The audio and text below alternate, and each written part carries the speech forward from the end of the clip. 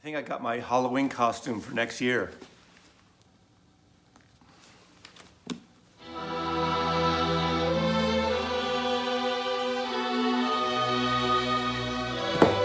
I'll be back after a little tour of my another Seattle neighborhood. Got the new Who album. I'm playing Messiah, getting into the Christmas, Hanukkah, Jesus experience. And I'll be back after this little tour and we'll talk some pickups.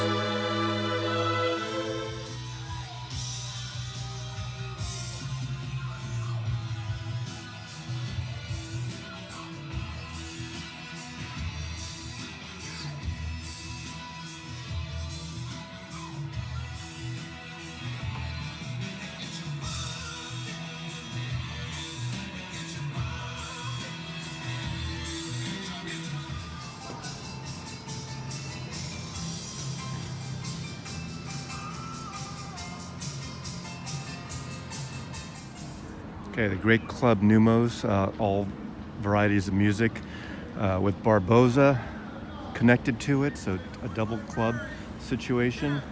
We got our crazy neighborhood crazies as well.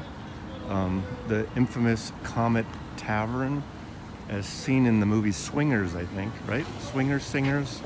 What's that friggin' movie with Pearl Jam and everybody, the grunge time? So.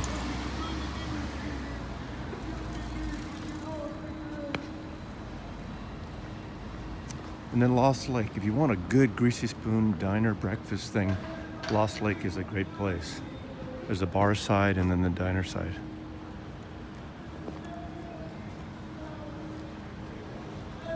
Let's get some lunch.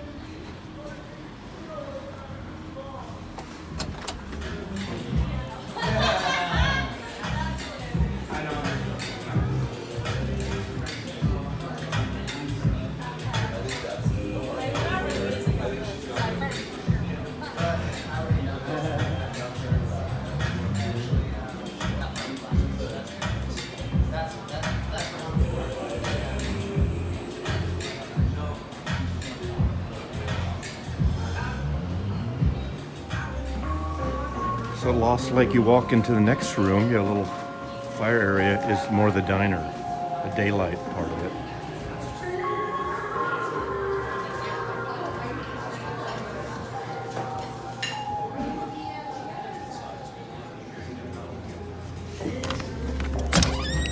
You walk outside to the left and there's everyday music.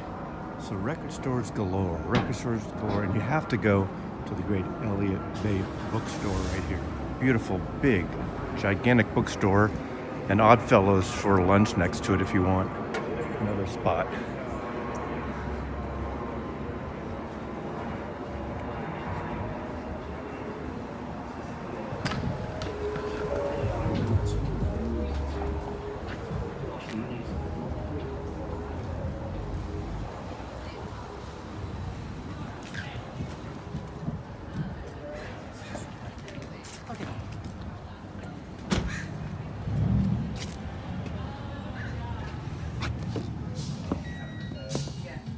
Yeah, if it's something like that.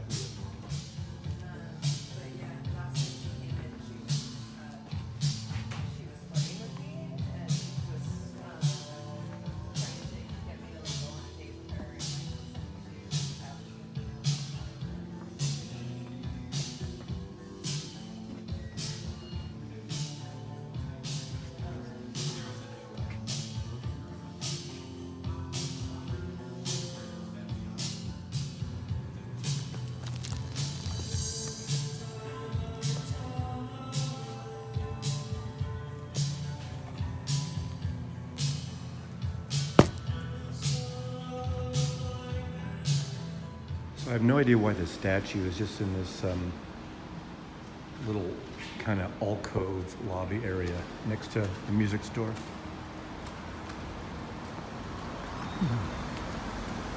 Too early for a cocktail at the Comet.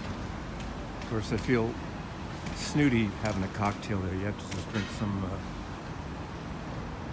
Rainier Ale or some Manny's beer here.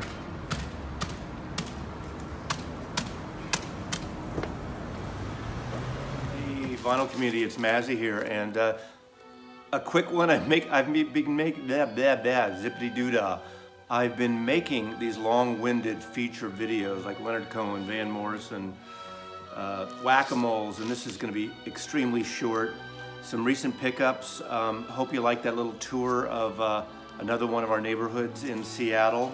People like to see different people's cities. I love it.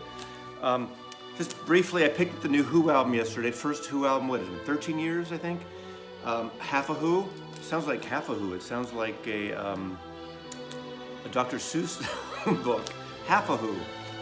I don't even know what the name of this thing is. It's on Polydor, Interscope. Who? I think it's just called Who. Who? Who? Someone once thought I was Pete Townsend when I was younger and skinnier, and when he was younger and skinnier, which sounds really ridiculous, but kind of a long face, so especially bald guys. And I was at Heathrow Airport once, 30 years ago, and I was sitting on the ground, and Pete walked by me with a little, I think his wife at the time. Anyway, that's my closest brush to Pete Townsend, aside from seeing the Who 3 times. Anyway, I've listened to this twice through. I think it's really good. Now, I'm not one of these fans or of artists of ye old period of 60s, 70s that can do no wrong. So I'm critical. I thought Livewire or whatever, Endless Wire, that came out 13 years ago, has a couple great songs, but otherwise I didn't love it very much. This is better. Some songs reminiscent of Quadrophenia, although I think one terrible song called I'll Be Back, track 2, side 2, Pete sings it. I haven't looked into who wrote what. I assume Pete wrote the song. I think he writes all the songs pretty much for the most part. I think Simon, his brother, I heard, wrote one of the songs on here. Zach Starkey plays drums. The cover is by Peter Blake, the great British artist who did the cover of Sgt. Pepper, did a Paul Weller album, was at Stanley Road.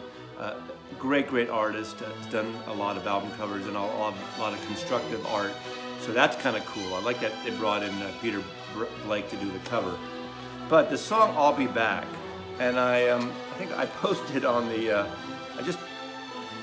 on a couple of other sites about this, that to me it's kind of like Pete's trying to do, and I don't know what his influence was, and who am I can't write songs like Pete Townsend, but it sounded like an MOR smooth jazz song from the 70s, and not a good one at that. So I would rip out I'll Be Back. Apparently there's a special Doodah CD edition at Target with extra tracks, a couple of extra songs like they always do. Why do they bother with friggin' Target when they hardly even sell any music anymore? But that's just me ranting. Anyway, I'm looking forward to this, and I did like what I heard.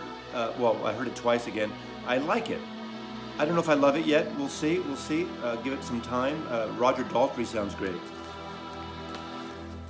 I picked up an album that I've been looking for. I know it was reissued recently, and I didn't get the reissue, but Scott Walker died last year or the year before, of the Walker Brothers. If you don't know Scott Walker, David Bowie got a lot of his early vocalizing style by Scott Walker. Walker Brothers were big in the UK, had one hit here, even though Scott Walker was an American expatriate, and the Walker Brothers were not even brothers, but they had some big hits. But this album originally came out in 1995. It's called Tilt, and it's really an artsy, wild record. This is a copy I just happened to get on Drag City Records when it first came out from '95. It's really rare to get. I haven't heard the new reissue yet, but spacey, but really cool, almost experimental. Anyway, Scott Walker, Tilt. Been looking for this for a while, Purple Mountains. This, for some reason, is hard to find at the moment. This was on Drag City Records, came out this year, just a couple months ago, and it's David Berman, who died very soon before this record came out.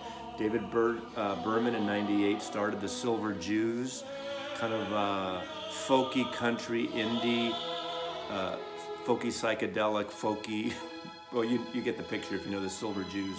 I think the Silver Jews lasted about a decade. Then he went into a semi-hibernation state.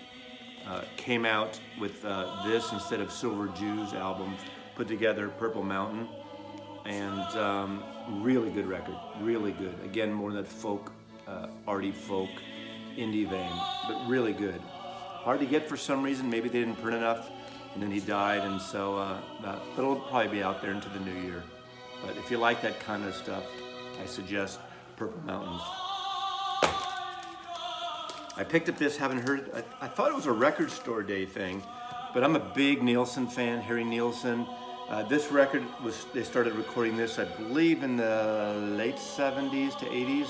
Not quite sure exactly when. And it was finished and produced at the time, finished by Mark Hudson of the Hudson Brothers, who also has worked with Ringo Starr. Haven't listened to this yet, but I'm a completist with Harry Nielsen. Love Nielsen.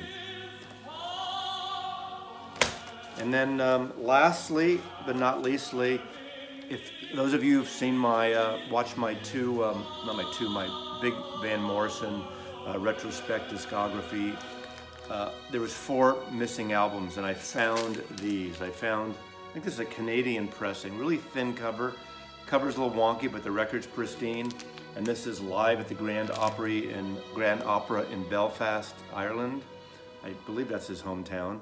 Or very close to it, Northern Ireland. I know this record. I used to have this CD. For some reason, it disappeared, and that's really rare on my shelves. So somebody, well, we don't know. Maybe I left it somewhere. Left it in a car. Who knows?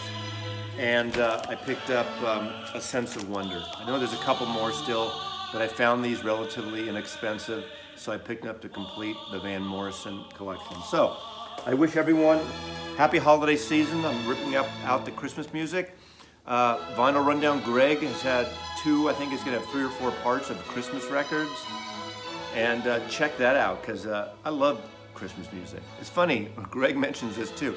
What's it like? Some of the best friggin' Christmas songs were written by Jews, and Jews love Christmas music. I mean, look at the Jews that had Christmas records. Barbra Streisand, Neil Diamond, on and on and on and on. If you look at an earlier video I did of Mazzy's Christmas gift guide, holiday gift guide, I show really quickly my CD and vinyl, but I'm not going to sit and talk about all of them. I'll let people like Greg and the other Landsman showcase their record collection. Anyway, The Messiah, Hosanna, Hey Zanna, Zanna Zanna Ho, by Eugene Ormandy and the Morven Tabernacle Choir. Handel. Take care. Mazzy loves you. I feel like I have to go watch it for a second. I was like, oh, so I know.